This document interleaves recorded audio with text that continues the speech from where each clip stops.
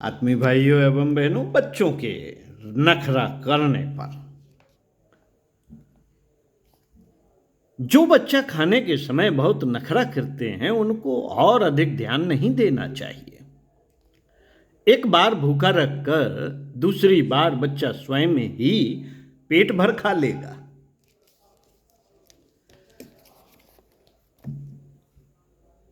जिस घर में 4 बच्चे होते हैं वहां ऐसा नखरा नहीं होता। बच्चे के भूखा रहने पर उसे इनाम या लालच देकर भोजन खिलाने की चेष्टा न करें, अन्यथा वह सदैव आपसे ऐसी आशा करेगा।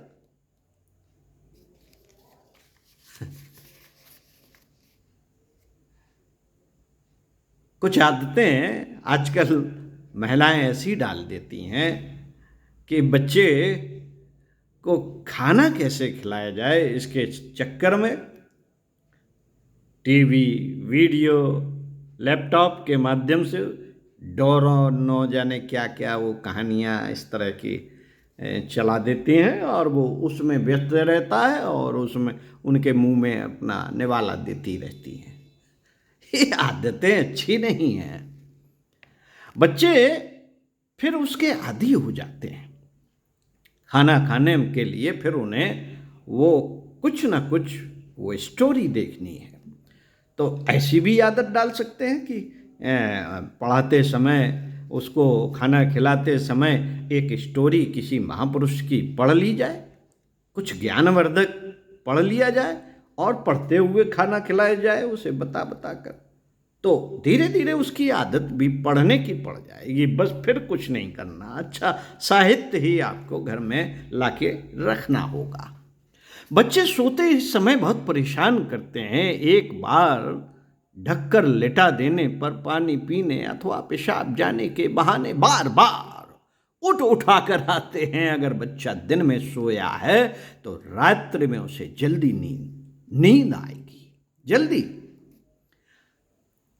जल्दी नींद नहीं आएगी। ऐसी स्थिति में उसे पलंग पर लिटाकर किसी खिलौने से खेलने अथवा पुस्तक के चित्र देखने की आज्ञा दें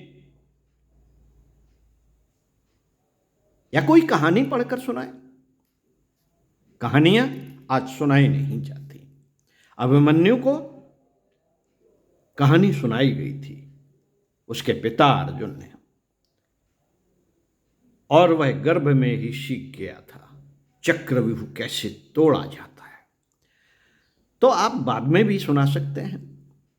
ऐसी स्थिति में उसे पलंग पर लिटाकर किसी खिलौने की आज्ञा दें खेलने की। कुछ देर में थक कर वह स्वयं ही सो जाएगा, पर डांट डपट कर बच्चे का मूड बिगाड़ने से संभव है वह जल्द न सोए और उसकी मानसिक शांति नष्ट हो जाए।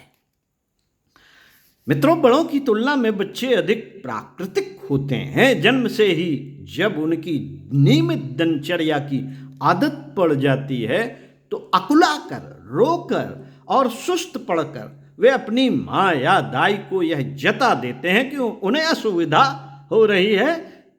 तब वह स्वयं कह उठती है कि बच्चे की खाने पीने अथवा सोने का समय हो गया।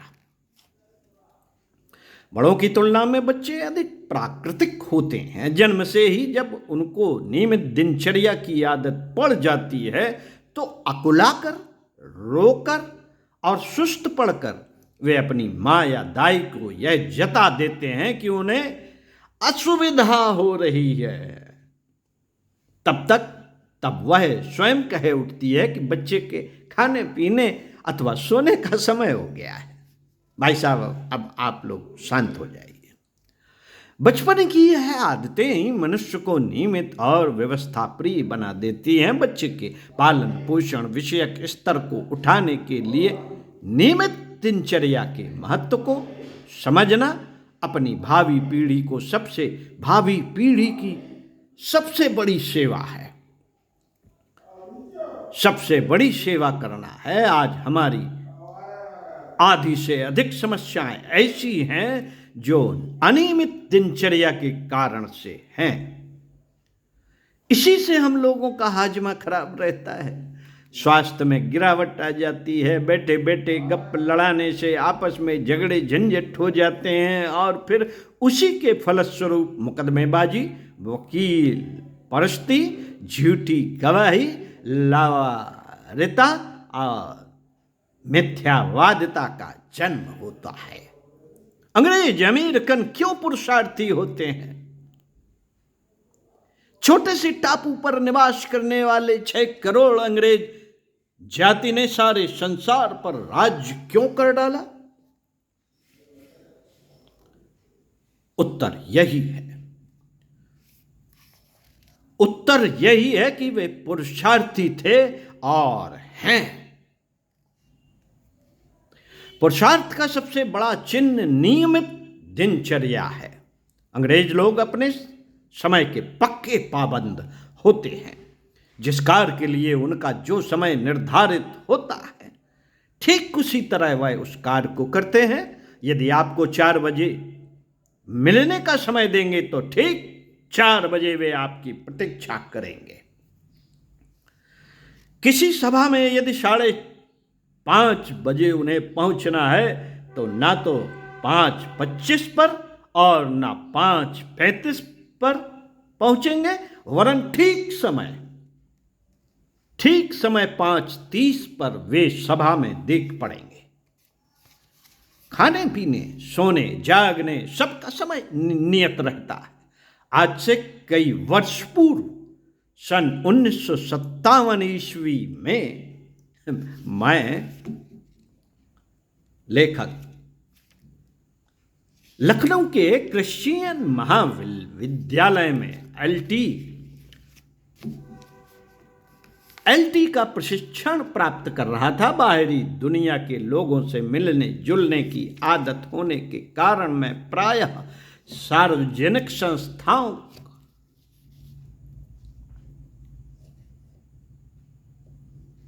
की गतिविधियों को देखने जाया करता था।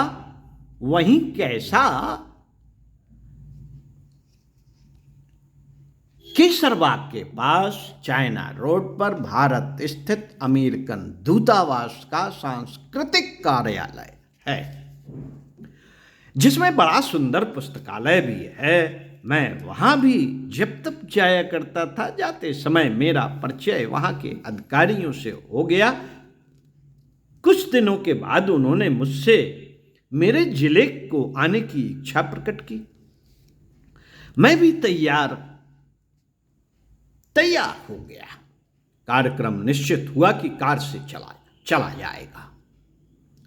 मैं उनका गाइड था। हम लोग प्रातः 7 बजे कार से चले। उनके साथ सिनेमा शो भी था। 3 गाड़ियां साथ साथ चल रही थी। जब हमारी गाड़ी बहराइच नगर से 24 मील दूरी पर कैसरगंज के निकट ही थी कि एकाएक मिस्टर लॉरस ने सड़क से एक और गाड़ी को कतरा कर एक मेड़ के नीचे खड़ी कर दिया। सहसा मार्ग में गाड़ी खड़ी हो जाने के कारण मैंने समझा कि शायद गाड़ी में कोई खराबी हो गई होगी, नहीं तो इस निर्जन स्थान में उसे क्यों खड़ा करते।